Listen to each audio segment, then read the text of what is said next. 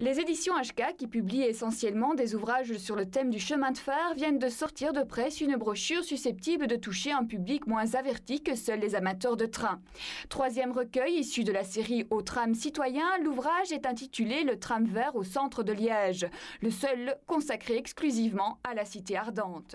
Constitué essentiellement des clichés du photographe liégeois Jean Berger, le livre retrace les dernières années de vie des lignes vicinales liégeoises et plus particulièrement celle du tram vert. C'est donc tout le travail d'un passionné qui a voulu partager sa collection de clichés avec les plus nostalgiques.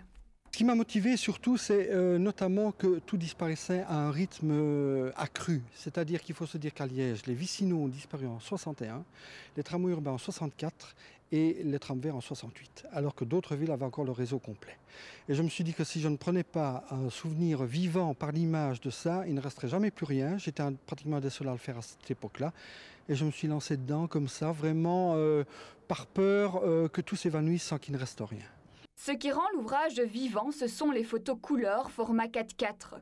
Toutes ont été prises entre 1964 et 1968. Or, à cette époque, la couverture photographique se faisait surtout en noir et blanc. Jean Berger savait donc ce qu'il faisait lorsqu'il parcourait à vélo les lignes des derniers trams verts. Certains même le surnomment aujourd'hui le poète des trams.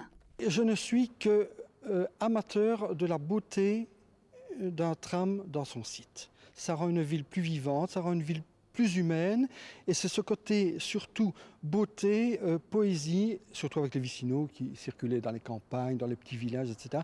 Et j'ai trouvé que c'était plus intéressant que de faire sur des gros plans, sur des motrices, parce qu'on veut la numéro 114, la numéro 115, la numéro 116, moi ça ne m'intéresse pas ça, c'est de rendre vivant toute une époque. L'ouvrage peut être obtenu au musée des transports en commun du pays de Liège ou en s'adressant directement à la maison d'édition basée à Welkenrad. Voilà donc peut-être un beau cadeau de Noël à offrir aux amateurs nostalgiques ou aux passionnés d'histoire. Mais attention, l'édition est limitée à 1500 exemplaires.